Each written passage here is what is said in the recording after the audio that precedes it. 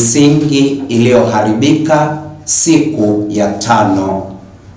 Neno letu la msingi linatoka kitabu cha Zaburi ya 11 aya ya 3, neno likisema, kama misingi ikiharibika, mwenye haki atafanya nini? Leo siku ya 5 tunaangalia misingi tangu katika viuno vya wazee wetu, na neno letu la msingi litakalotuongoza linatoka kitabu cha Waebrania sura ya 7 aya ya 9 hadi ya 10. Waebrania sura ya 7 aya 9 hadi ya 10, na neno linasema, tena yaweza kusemwa ya kuwa kwa njia ya Ibrahimu hata Lawi apokeaye sehemu ya 10 alitoa sehemu ya 10, mstari wa 10, maana alikuwa katika viuno vya baba yake hapo Melkizedeki alipokutana naye. Naomba nirudie tena, yaweza kusemwa ya kuwa kwa njia ya Ibrahimu hata Lawi apokeaye sehemu ya 10 alitoa sehemu ya 10, maana alikuwa katika viuno vya baba yake hapo Melkizedeki alipokutana naye. Maswali machache. Kabla ya kuzaliwa ulikuwa wapi? Kabla ya kuzaliwa, lazima ujiulize hilo swali la kwa nini, why. Anasema tena yaweza kusemwa ya kuwa kwa njia ya Ibrahimu hata Lawi apokeaye sehemu ya 10 alitoa sehemu ya 10, kwa maana alikuwa katika viuno vya baba yake hapo Melkizedeki alipokutana naye. Tukirudi kwenye Injili ya Mathayo sura ya 1 na kuendelea, tunagundua ya kuwa Abrahamu alimzaa Isaka akamzaa Yakobo akamzaa Lawi na ndugu zake. Abrahamu alimzaa Isaka akamzaa Yakobo akamzaa Yuda na ndugu zake. Kwa hiyo kutoka kwa Abrahamu mpaka kufika kwa Lawi ni kitukuu cha Ibrahimu, na kwa sababu hiyo wakati Abrahamu anampelekea Melkizedeki sehemu ya 10 ya zaka ya vitu vyake, na Lawi ambaye bado alikuwa hajazaliwa naye alipeleka sehemu ya 10.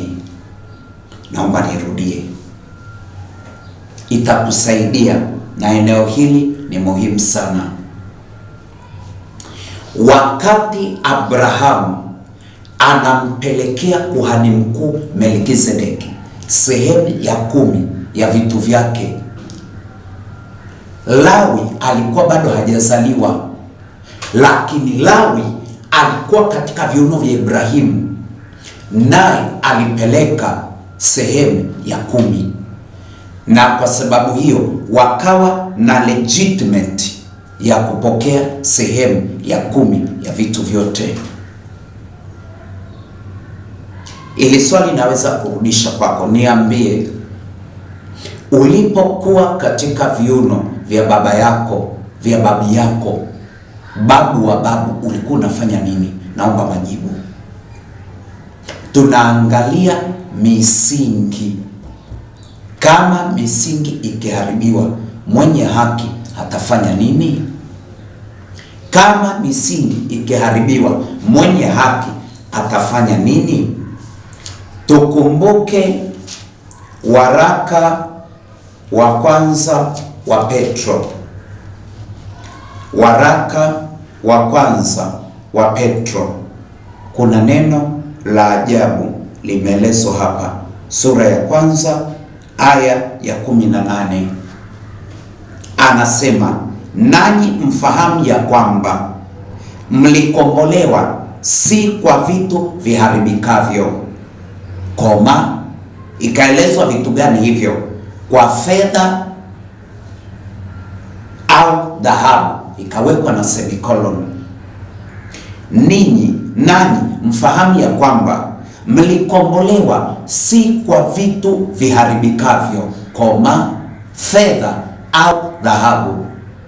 Fedha na dhahabu inafanya vitu vingi sana, lakini kwenye misingi hii fedha na dhahabu haiwezi kuingia.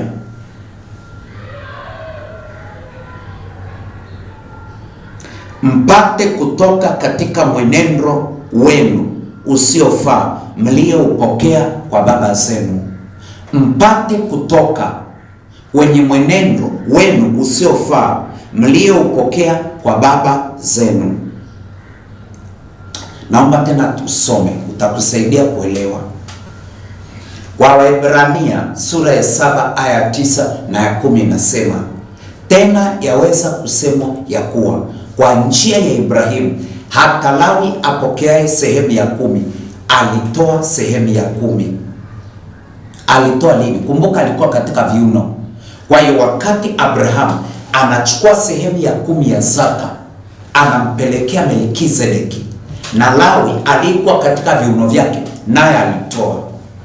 Kwa sababu hiyo alichokifanya babu yako na wewe ulikifanya. Yes. Tafakari. Ndio maana nikakwambia jiulize mara 7. Why 7 times? Jiulize mara 7. Alichokifanya babu yako na wewe ulikifanya. Kuna watu wana aina za hulka zimetoka kwa wazee wao. Hata mimi nilizipitia nyingi sana, nyingi. Kwenye chimbuko la baba na mama na ule upande wa mjomba nilikokaa kwa miaka 19 vilipita na mimi. Na wakati mwingine tunaweza tukawalaumu watu kwa sababu ya tabia, hulka walivyo. Sawa, ni alifanya. Lakini ulishajiuliza mara 7, sio mara 1, sio mara 2, sio mara 3, mara 7. Why? Kwa nini yuko hivyo? Asili yake ni nini? Chimbuko lake ni nini? Kwenye viuno alivyotoka, alitoka na nini? Ndiyo maana tunasoma kwenye Zaburi ya 51 mstari wa 5, Daudi akisema, tazama mimi naliumbwa katika hali ya dhambi, mama yangu alinichukua mimba hatiani, na alikuwa mdhambi tangu tumboni mwa mama. Manake tangu conception baba na mama wanakusanyika, kulikuwa na misingi mibovu. Tafakari sana, tafakari sana. Ndio maana wakati Yesu anazaliwa, wako akina Hana binti Fanueli, yule mjane wa miaka 84, usiku na mchana haondoki hekaluni, huabudu usiku na mchana. Alikuwa anatafuta nini? Tafakari, ili Yesu atakapozaliwa asiwe contaminated na chochote. Kwa maana alikuwa akiomba usiku na mchana. Tafakari, viuno ulivyotoka wewe vilikuwaje? Hauna tabia za baba na mama, babi yako, hulka. Jiulize kabla ya kujibu. Angalia tabia za watoto wako zikoje, wana misingi gani kwenye viuno walivyovitoka. Tutamwangalia Daudi. Kwa nini Daudi kwenye Zaburi ya 51 alikuja na maneno hayo? Jiulize why. Zaburi ya 51 mstari wa 5, tazama mimi naliumbwa katika hali ya uovu. Really? Yes. Mama yangu alinichukua mimba hatiani. Yese na mama yake walikuwaje? Tutakuja kuangalia. Na viuno ambavyo ulitoka wewe vilikuwaje? Lawi walipokea sehemu ya 10 kwa sababu babu yao alitoa zaka. Wewe na mimi, babu yako alikuwa anafanya nini? Ni maswali mazito ya kujiuliza, ya kutafakari na ya kukaa chini kumuuliza Mungu, Baba, nilikotoka kulikuwaje? Pamoja na Yesu amekuja miaka 2026 yaliyopita. Angalia mlikotoka, still hali ya dhambi, Vita dhidi ya dhambi na uovu vinawaandama watu. Jiulize, pamoja na kwamba Masihi amekuja, mwokozi wetu, miaka 2026, still people are battling with wickedness and sin. Bado watu wako kwenye vita vya uovu, vita vya dhambi. Jiulize, ulitoka kwenye viuno vya namna gani? Vilibeba nini? Lawi kutoka viuno vya babi yake Abrahamu. Lawi babi yake alitoa zaka, nao walitoa wakiwa kwenye viuno. Fikiri kama Ibrahimu angeenda kuzini. Fikiri kama Ibrahimu angeenda kwa mganga.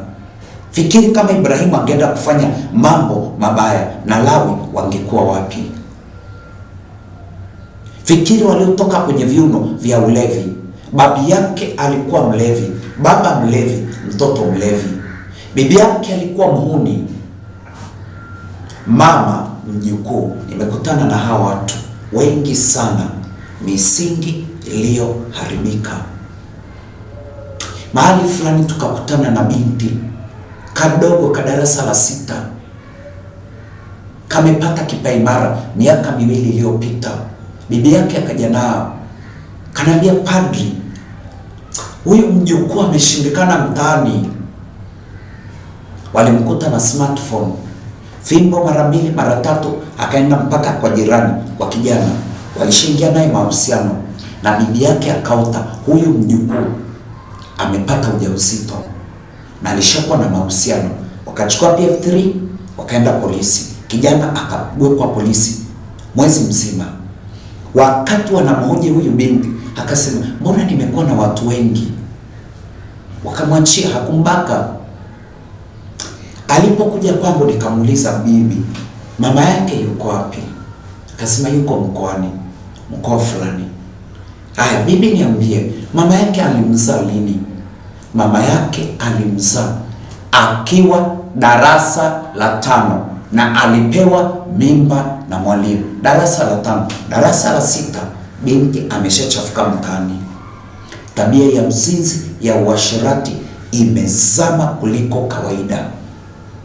Ni rahisi mkampiga, ni rahisi mkamsema, lakini mjue alitokea wapi na kwa nini yupo hivyo. Na alikuwa mdhambi tangu tumboni mwa mama. Misingi iliyoharibika tangu katika viuno vya wazee wetu. Ulitoka wapi? Kwenye viuno vya namna gani? Tafakari. Usiwe mwepesi kunyoosha kidole. Ni sawa, ni wewe, ni yule, ni mimi, alifanya, lakini alitoka wapi? Ndio swali nalo litafuta, na jiulize hilo swali mara 7, mara 7, kwa kutafakari. Sio tu kwa nini, kwa nini, kwa nini. Ukijiuliza kwa nini moja, kasi nzima ya kutafakari. Kwa nini ya pili, kasi nzima, wiki kutafakari na kumuuliza Mungu. Tunahitaji tujue misingi ya haya yametokea wapi. Familia imeharibika, hakuna kichwa wala miguu, hakuna kumsaidia mwingine. Jiulize imetokea wapi. Ni maswali mazito, ni maswali ya kutafakari. Kwa nini ni mvivu, halijisukumi? Kwa nini yuko hivyo? Jiulize, jitafakari. Kwa nini watu wameharibika? Ukitazama familia nzima, hakuna wa kumsaidia mwingine. Wametoka wapi? Tafakari asili yako, chimbuko lako, ulikotoka, walifanya nini? Daudi anasema, tazama, na alikuwa mdhambi tangu tumboni mwa mama yangu. Tutakuwa tukitafakari hii misingi ya Daudi kwa kujitazama wewe na familia yako na hali unayoipitia. Tafakari sana, jiulize kwa nini mara 7, at least kila siku mara 1, na baada ya wiki jiulize tena. Tumsifu Yesu Kristo.